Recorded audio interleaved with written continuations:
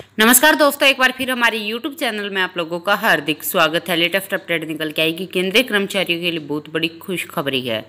Bumper होगा फायदा। महंगाई भत्ते के बाद अब फिटमेंट फैक्टर का नंबर बढ़ सकती है 49,420 रुपये सैलरी। तो दोस्तों, फिटमेंट फैक्टर पर जो नई अपडेट सामने आई है उसके बारे में हम आपको सब डिटेल में बताएंगे। अगर आप हमारे चैनल पर फर्स्ट टाइम विजिट कर रहे हैं तो चैनल को लाइक कर दीजिए, सब्सक्राइब कर दीजिए, साथ ही साथ वाला आइकन को भी बजा दीजिए ताकि गवर्नमेंट या पेंशन से संबंधित जितनी भी न्यूज़ आती है उनकी नोटिफिकेशन आप लोगों के पास तुरंत पहुँच सके। तो करते हैं वीडियो को स्टार्ट बिना किसी देरी के। दोस्तों, केंद्रीय कर्मचारी का महंगाई भत्ता बढ़ चुका है। 38% की दर से उन्हें भुगतान हो रहा है, लेकिन पिछले कई सालों में केंद्रीय कर्मचारी के फिटमेंट फैक्टर बढ़ाने की डिमांड पर गौर नहीं की जा रही।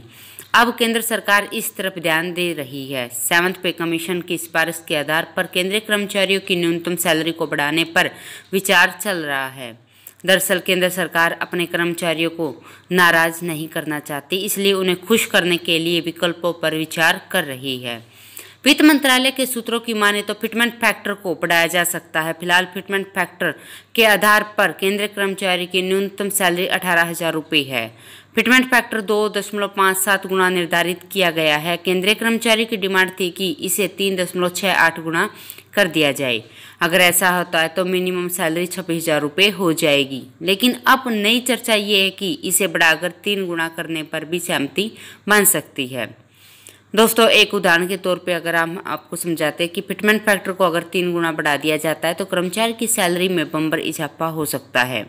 मान लीजिए कि किसी केंद्रीय कर्मचारी की बेसिक सैलरी 18,000 रुपये है, तो भत्तों को छोड़कर उसकी सैलरी होगी 18,000 गुना में 2.57 46,260 रुपये बनती हैं। अगर इसे सिफारिश के अधीन अधिकतम मान लिया जाता है तो 3.68 गुना से सैलरी होगी, तो 26,000 को अगर 3.68 से गुना करते हैं तो 95,680 रुपये हुए।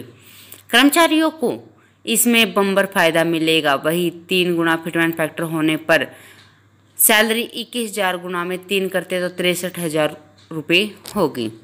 दोस्तों, केंद्रीय कर्मचारियों की सैलरी तय करने में फिटमेंट फैक्टर का अहम रोल है। 7th पे कमीशन की सिफारिश के मुताबिक केंद्रीय कर्मचारी की सैलरी भत्तों के अलावा उसकी बेसिक सैलरी और फिटमेंट फैक्टर से ही तय होती है। ये वह फैक्टर है जिसमें केंद्रीय कर्मचारियों की सैलरी 2.5 गुना से ज़्यादा बढ़ जाएगी। दोस्तों, 7th पे कमीशन की सिफारिश के मुताबिक फिटमेंट फैक्टर 2.57 है। केंद्रीय कर्मचारी की सैलरी तय करते समय महंगाई भत्ता, यात्रा भत्ता, हाउस रेंट अलाउंस के साथ बेसिक सैलरी को 7th पे कमीशन के तहत फिटमेंट फैक्टर 2.57 से गुना करके निकाला जाता है। दोस्तों, सरकार साल के पहले 6 महीने की महंगाई का औसत निकालती है, जिसमें जनवरी से जून को काउंट किया जाता है। इसके बाद दूसरी 6 माही में महंगाई का औसत निकाला जाता है। इस आधार पर डीए में बढ़ोतरी तय की जाती है। डीए हमेशा औसत महंगाई से ज़्यादा होता है। जुलाई 2022 तक की अवधि के लिए महंगाई भत्ते को 4% बढ़ाकर 38% कर दिया गया है। डीए में बढ़ोतरी के बाद टीए इसी आधार पर बढ़ाया गया। डीए बढ़ोतरी के बाद टीए से भी लिंक है। इस तरह एचआरए और मेडिकल भत्ता भी तय किया जाता है। जब सारे भत्ते कैलकुलेट होते हैं तो केंद्रीय कर्मचारी की मासिक सीटीसी तय होती है।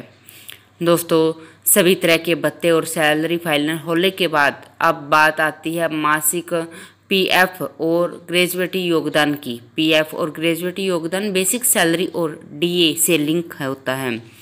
केंद्रीय कर्मचारी का पीएफ और ग्रेजुएटी इसमें फॉर्मूले से तय होती है। जब सारे भत्ते और कटौती सीटीसी से हो जाती है तब केंद्रीय कर्मचारी की टेक होम सैलरी तय होती है। तो दोस्तों, आज के लिए इतना ही। मिलते हैं नेक्स्ट वीडियो में। तब तक के लिए जय हिंद, जय भारत।